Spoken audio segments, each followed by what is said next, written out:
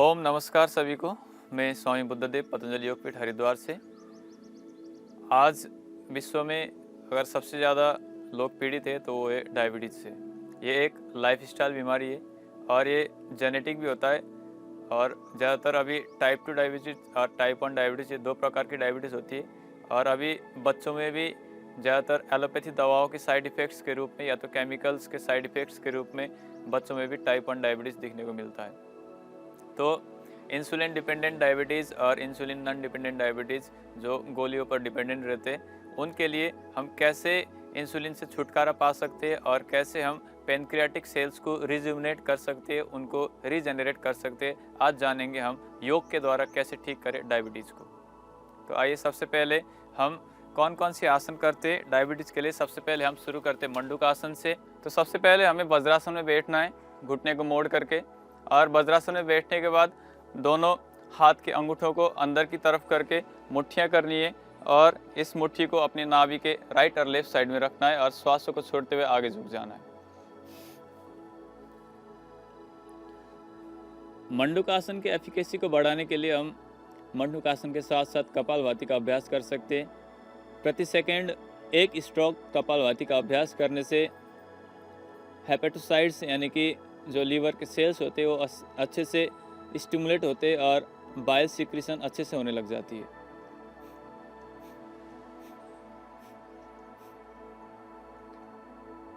ऐसे जब हम 30 से 40 स्ट्रोक कपालभाति का करते हैं तो ऐसे शुरुआत करना चाहिए और धीरे धीरे हम इस अभ्यास को 10 से 15 मिनट तक कर सकते हैं, जैसे हमारा अभ्यास बढ़ जाता है। तो इस अभ्यास को करने से जैसे, और इसकी दूसरी वेरिएशन है कि हम राइट हैंड के ऊपर लेफ्ट हैंड को रख करके इसका अभ्यास करने से, जैसे आपको पता ही होगा कि लीवर जो है आपकी राइट हाइपोकॉन्ड्रियम रीजन में होती है। तो इस रीजन में ज़्यादा प्रेशर पड़ता है एब्डोमिनल मसल्स में और ये लीवर को ज़्यादा स्टिमुलेट करता है। राइट हैंड को ऊपर में लेफ्ट हैंड रख के इस आसन का अभ्यास करने से प्रक्रिया वही है कि राइट हैंड के ऊपर लेफ्ट हैंड रखना है और श्वासों को छोड़ते हुए पेट को अंदर करते हुए उड्डयन बंद लगाते हुए आगे की ओर झुकते हुए फिर कपालभाति का अभ्यास करना है साथ में। तो ये था मंडूकासन। अब मंडूकासन के बाद हम करते शशकासन। हमें श्वास भरते हुए हाथों को ऊपर करना है और श्वास छोड़ते हुए अपने पूरी शरीर को आगे झुकाना है और माथे को जमीन पर लगाना है। अपने पूरी शरीर को रिलैक्स छोड़ देना है।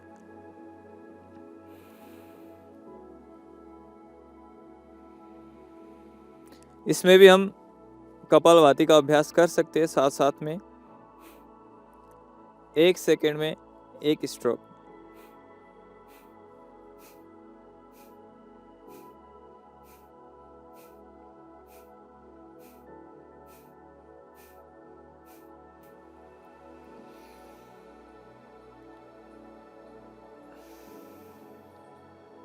तो ये था शशकासन। अब इसके बाद हम करते वक्रासन का अभ्यास। पहले हमें दंडासन में बैठना है। दंडासन में बैठ करके अपने दाएं पैर को घुटने तक मोड़ करके लेके आ जाएं और अपने बाएं हाथ को घुटने को क्रश करते हुए अपने लेफ्ट पैर के घुटने को पकड़ लें और पीछे की ओर मोड़ लें।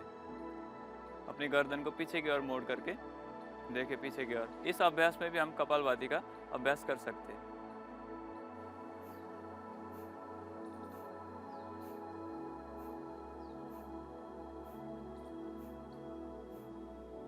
तीस से 40 स्ट्रोक कपालभाति करने के बाद हम धीरे से दंडासन में वापस आते हैं और इसी प्रक्रिया को हम दूसरे ओर से भी करते हैं।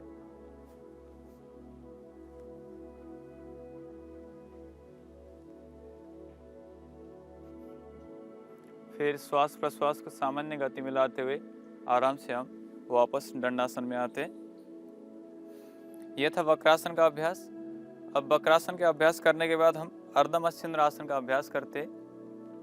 ये साइड ट्विस्टिंग पोज है, इसलिए ये साइड ट्विस्टिंग पोज डायबिटीज के लिए अति लाभदायक होता है।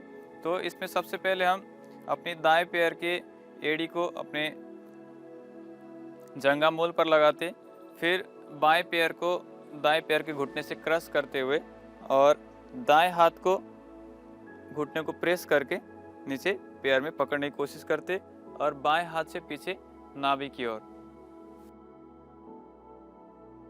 इस अभ्यास में भी हम कपालभाति प्राणायाम को साथ में कर सकते हैं इस आसन के साथ। इसमें भी 30 से 40 स्ट्रोक कपालभाति करने के बाद हम वापस आते दंडासन में और इसी आसन को दूसरी ओर से करते हैं। लेफ्ट पैर की एड़ी को अपने जंघामूल पर लगाएं और राइट पैर को लेफ्ट पैर के घुटने से क्रश करते हुए लेफ्ट हैंड से घुटने को दबाएं और अपने हाथों को पीछे की ओर से नाभि में पकड़ने की कोशिश करें। जिनके पेट में ज़्यादा चर्बी हो वो अपने हाथ को पीछे टिका करके भी इस आसन का अभ्यास कर सकते हैं। और इस आसन के अभ्यास करते हुए हम कपालभाति प्राणायाम का अभ्यास भी साथ साथ में करेंगे। हम जितने भी आसनों का अभ्यास करेंगे डायबिटीज़ के लिए, उन सब आसन में कपालभाति का अभ्यास साथ साथ करने से उस आसन की एफिकेसी बढ़ जाती है।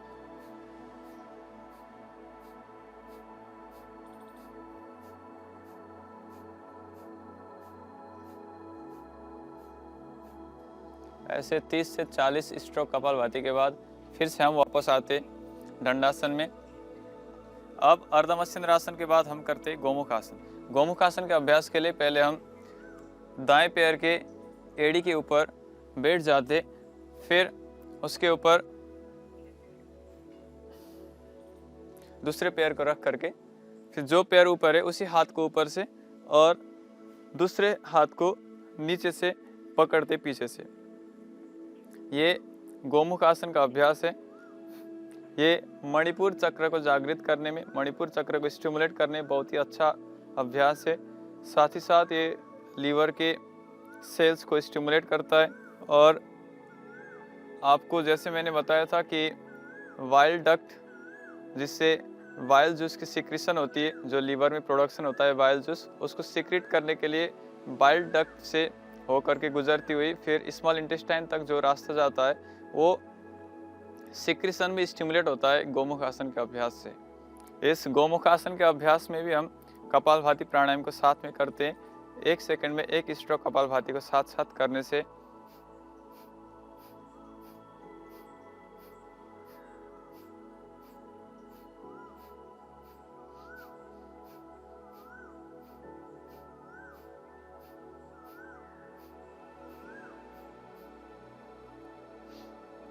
ऐसे गोमुख आसन 30 से 40 स्ट्रोक कपालभाति करने के बाद फिर से हम वापस आते और इसको दूसरी तरफ से करते हैं। पहले दंडासन में आ जाएं और उसी प्रक्रिया को फिर से वापस हमें दोहराना।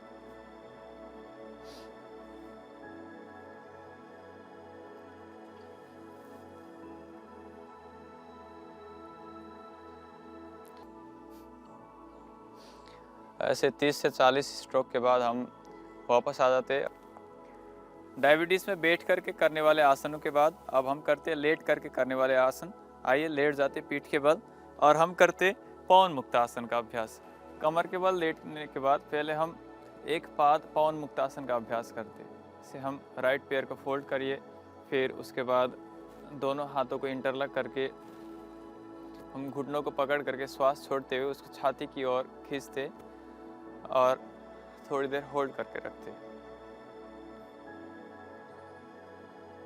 इस अभ्यास में भी हम कपालभाति का अभ्यास कर सकते साथ साथ। और जिनको स्पाइन में कोई दिक्कत ना हो वो अपने नासिका से घुटने में स्पर्श भी कर सकते।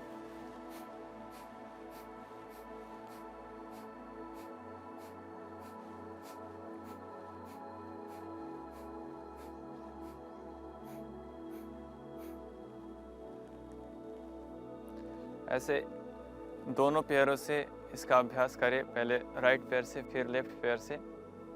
एक पाद पवन मुक्तासन या तो अर्ध पवन मुक्तासन। इसमें यही चीज़ ध्यान देना है कि जिनको सर्वाइकल स्पॉन्डिलाइटिस हो या तो कमर में दर्द हो वो गर्दन को ना उठाएं, बाकी गर्दन उठा करके भी इसका अभ्यास कर सकते हैं।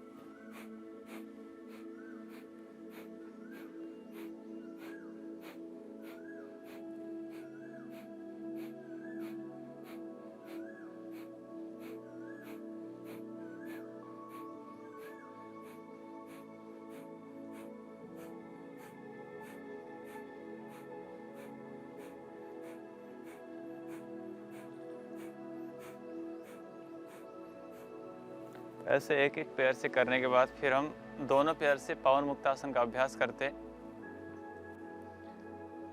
ऐसे दोनों पैरों को फोल्ड कर लें और अपनी हथेलियों को इंटरलॉक करके घुटने को श्वास छोड़ते हुए छाती की ओर खींच करके रखें।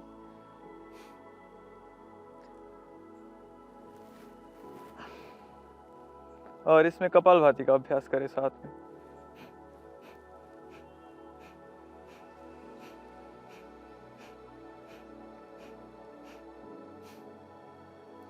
यह था पवन मुक्तासन का अभ्यास। पवन मुक्तासन के बाद हम करते उत्तान पादासन। अपने दोनों हथेलियों को नितंब के आसपास रखें और दोनों पैरों को 30 डिग्री पर ऊपर उठा करके होल्ड करके रखें। तो उत्तान पादासन के साथ कपालभाति करने से डायबिटीज में बहुत अच्छा लाभ मिलता है। इससे इंसुलिन का सिक्रेशन बढ़ता है पैनक्रियाज से और ब्लड शुगर लेवल कम होने लगता है।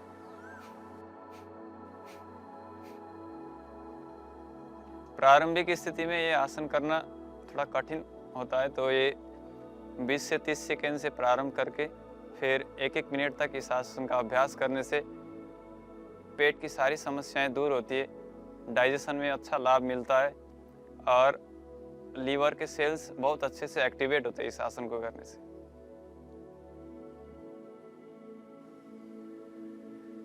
धीरे से पैरों को नीचे रखें और 2-3 लंबे गहरे श्वास लें और श्वासों को छोड़ें। अपनी श्वास प्रश्वास को सामान्य करने के बाद फिर हम अगले आसन का अभ्यास करते हैं। तो उत्तान पादासन के बाद हम डायबिटीज़ के अभ्यासों में नौकासन का अभ्यास करते हैं। पहले अपने हाथों को ऊपर करें और श्वास भरते हुए अपने हाथों को और अपनी छाती को ऊपर उठाएं और पैरों को भी ऊपर उठाएं। केवल नितंब के बल अपने जमीन पर बैलेंस बनाए रखें। यह अभ्यास करते समय पेट पे कंपन सी महसूस होती है और ये नाभि को बैलेंस करने में भी बहुत अच्छा आसन है। साथ ही साथ ये डाइजेशन को इनहेंस करता है और पेनक्रियाटिक सेल्स को बीटा सेल्स, अल्फा सेल्स जिससे इंसुलिन सीक्रेट होती है, उनको अच्छा करने के लिए बहुत ही लाभदायक होता है यह आसन। इसमें 30 से 40 सेकंड रुकने के बाद हम वापस आते और सामान्य गति से श्वास प्रश्वास लेते 2-3 बार।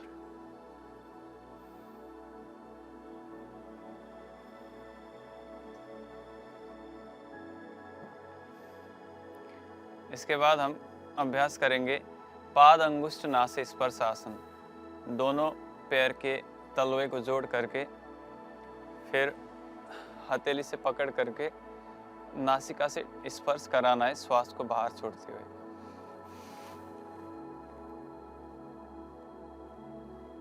और इस स्थिति में भी अगर कर पाए तो कपालभाति का अभ्यास करें तो ज़्यादा लाभ मिलेगा।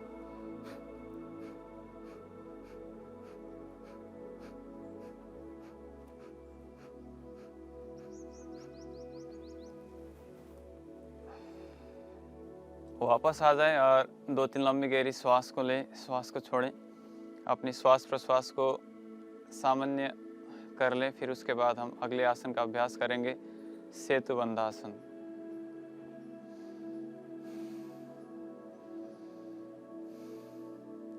सेतुबंधासन करने के लिए कमर के बल लेटने के बाद हम दोनों पैरों को फोल्ड कर लेते हैं और अपनी हाथों से टखने को पकड़ करके अपने पीठ को ऊपर उठाते हैं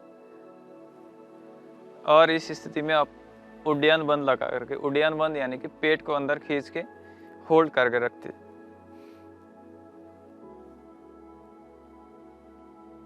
इसी स्थिति में 30 से 40 सेकंड तक होल्ड करने से प्रारंभ करें। फिर धीरे धीरे अपने अभ्यास को बढ़ाते हुए 1 मिनट, 2 मिनट और 5 से 10 मिनट तक भी इस अभ्यास को कर सकते हैं। इसमें साथ में कपालभाति का अभ्यास भी कर सकते हैं, या तो उड्डयन बंद और मूल बंद साथ में लगा करके इसका अभ्यास भी कर सकते हैं। इस आसन से वापस आने के बाद 2-3 लंबे गहरी श्वास लें और अपने श्वास प्रश्वास को सामान्य गति में लाएं। तो ये जितने भी आसन मैंने डायबिटीज़ के लिए बताया, इन सब आसनों में हम कपालभाति का अभ्यास साथ में करना है, ताकि हमारी पैनक्रियाटिक सेल्स अच्छे से स्टिमुलेट हो जाए और इंसुलिन का सिक्रेशन अच्छे से बनी रहे, ताकि ब्लड में शुगर लेवल बैलेंस रहे। और ये सारे आसनों का अभ्यास करने के बाद हम थोड़ी देर शवासन का भी अभ्यास करते हैं, ताकि जो भी सेलुलर लेवल पर चेंजेस आइए उनको रिलैक्सेशन मिले और पहले की अपनी स्थिति में आ जाए और रिलैक्स मिले सेल्स को, और पूरे शरीर, अपनी मन, अपनी चित्त चेतना उस शांति को प्राप्त हो जाए, उस परम शांति को, उस परम आनंद को प्राप्त हो जाए।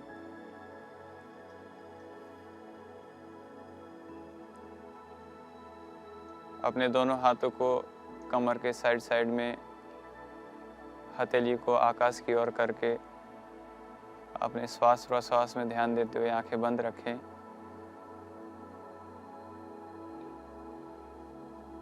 और अपने एड़ी से लेकर के चोटी तक सारे अंग प्रत्यंग को रिलैक्स होते हुए महसूस करें। उस दिव्य ऊर्जा के स्पंदन से मेरे अंदर आनंद घटित हो रहा है, आनंद प्रतीत हो रहा है। उस परम चेतना के अभिभूत में हो रहा हूँ ऐसे। और संकल्प करें कि मेरी शरीर में जो व्याधि है, उस व्याधि से मैं निजात पा रहा हूँ, उसको मैं ठीक कर पा रहा हूँ, उससे मैं ठीक हो रहा हूँ। उस परमपिता परमात्मा के असीम कृपा से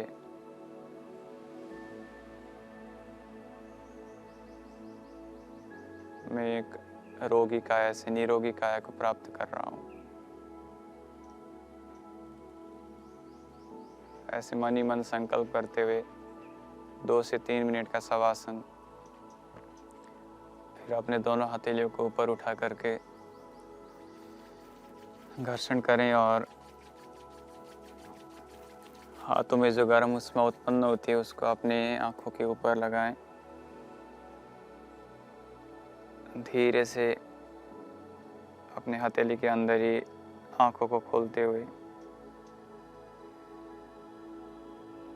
बाईं करवट लेकर के उठ करके बैठ जाएं। डायबिटीज़ में अनुलोम विलोम प्राणायाम करना बहुत ही आवश्यक है, क्योंकि डायबिटीज़ के कॉम्प्लिकेशंस में रेटिनोपैथी यानी कि आपके आइज़ में कॉम्प्लिकेशंस आती है, उसमें ग्लूकोमा, कैटरैक्ट होने की संभावना होती है डायबिटीज़ के बाद। और नेफ्रोपैथी और न्यूरोपैथी यानी कि नर्वस वीकनेस, नर्वस फैटिगनेस और किडनी सेल्स में भी कमज़ोरी आने लगती है ज़्यादा मात्रा में ब्लड में शुगर फ्लो होने के कारण से। इसलिए अनुलोम विलोम का अभ्यास करें, ताकि अपनी शारीरिक कमज़ोरी जो डायबिटीज़ के पोस्ट कॉम्प्लिकेशन से, उसको ठीक करने के लिए हम अनुलोम विलोम का लंबा से लंबा अभ्यास करें।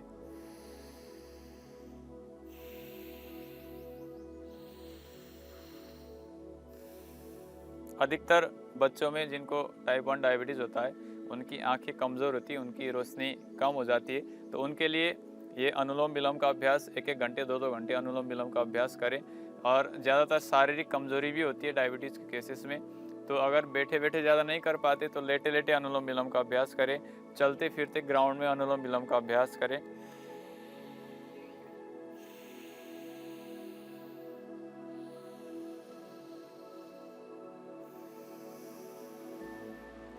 ऐसे अनुलोम विलोम का अभ्यास लगातार प्रतिदिन 1-1 घंटे 2-2 घंटे करने से diabetic retinopathy, diabetic nephropathy, diabetic neuropathy, ये सब से निजात पाने में बहुत ही लाभ करता है, बहुत ही मदद करता है अनुलोम विलोम प्राणायाम। तो आइए अब अनुलोम विलोम प्राणायाम के बाद हम करते भ्रामरी प्राणायाम।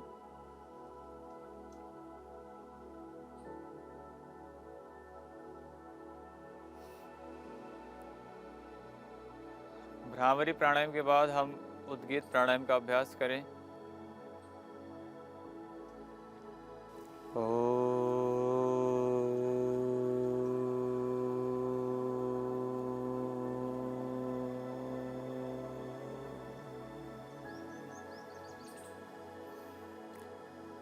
उद्गीत के बाद हम मौन हो जाते हैं और अपने अंदर संकल्प करें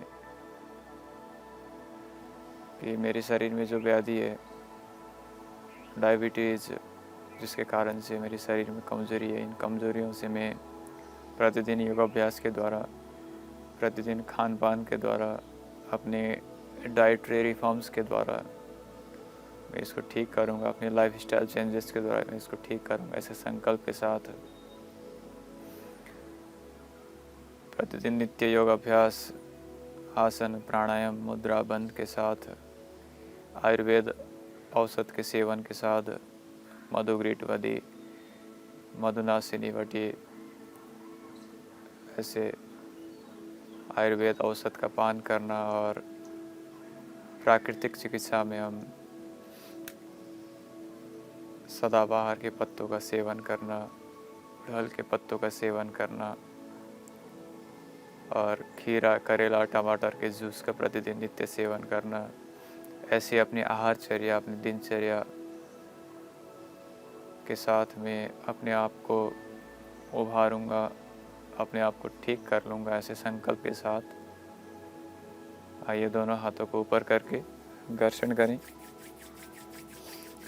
और गरम गरम हथेलियों में जो ऊर्जा उष्मा उत्पन्न होती है उसको अपनी आंखों से, अपने चेहरे से समाहित करते हुए धीरे से आंखों को खोल दीजिए। तो आज हमने जाना कैसे हम योगासन, प्राणायाम के द्वारा, प्राकृतिक चिकित्सा के द्वारा, कुछ आयुर्वेद औषध के सेवन के द्वारा हम डायबिटीज़ जैसे घातक बीमारी और उसके कॉम्प्लिकेशंस से ठीक हो सकते, उसे निजात पा सकते, अपनी पैंक्रियाज को रिजुविनेट कर सकते, रिजेनरेट कर सकते।